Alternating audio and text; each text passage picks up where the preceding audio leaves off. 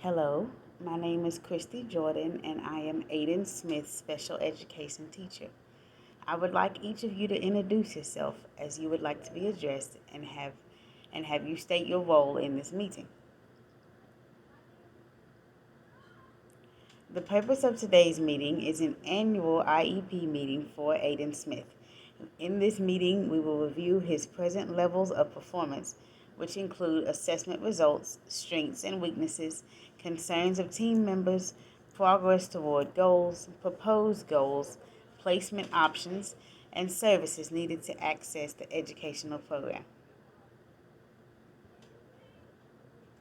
Before we go any further, are there any time limitations for any of you? If so, what time does the meeting need to conclude today? Just remember, if the IEP has not been completed in the time frame, we will reconvene as soon as possible. Okay? If not, okay? Great. Let's continue with the meeting. Parent, here is a copy of your parent rights. Please remember that it is very important that you are actively involved in the educational planning for your child. If you ever have questions or concerns about Aiden and his IEP, please contact me. If we need to, we can schedule a review of the IEP to bring the team back together to discuss your concerns or address your questions. All right. We will now proceed through the IEP in the following order. Here's your agenda handout. We will discuss present levels of performance, followed by review and establishment of goals. We will then determine appropriate placement and services. We will finish the meeting by reviewing what we have agreed upon and any actions that may need to be followed up. Parent, do you have anything or any discussion items that you would like to add to the agenda?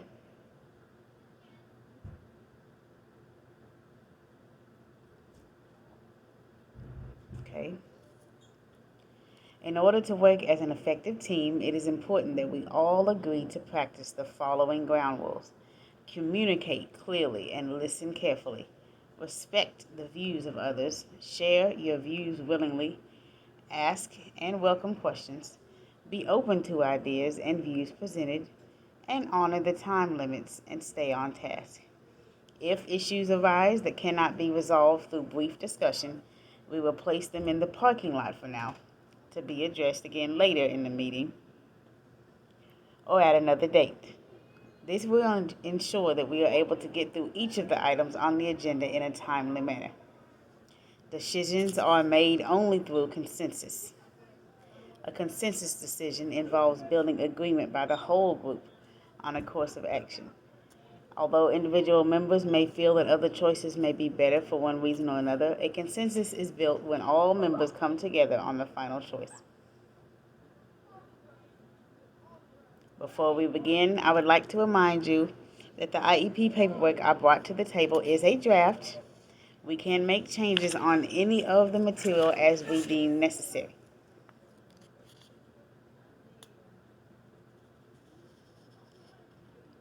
What does the child know and is able to do now? Review present levels of performance. Remember, if you are going to write a goal, then there should be a baseline data in the present levels.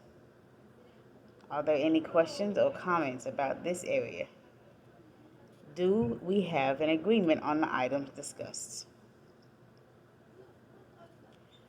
Next, we will review results of academic and/or functional living skills. Remember your baseline data.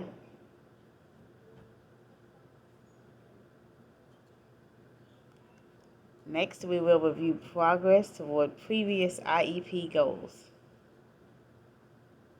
What has he done and improved upon or regressed in since the last IEP meeting? Are there any questions or concerns about this area?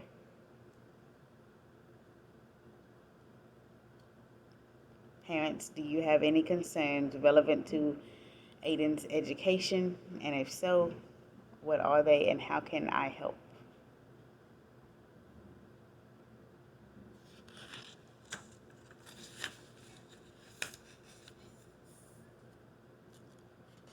We will now determine the appropriate services: special education, inclusion, supplementary aids, assistive technology, general education accommodations and modifications, participation in state assessments, therapy, speech therapy, occupational therapy,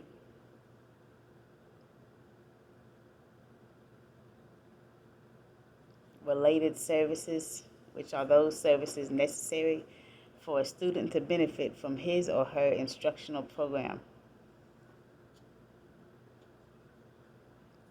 We will also discuss extended school year services. We must consider how the continuing impact of the child's disability, the pattern of regression, difficulty retaining skills after vacation and school breaks impact the provision of the student. Remember, enrichment is not a reason for extended school year. Family social economic issues are also not a reason for ESY. The purpose of ESY is not to introduce new goals.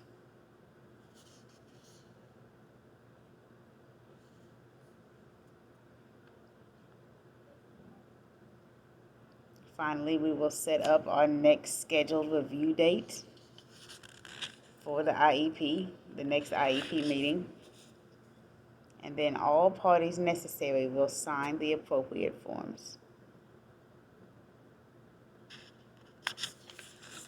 Thank you for attending,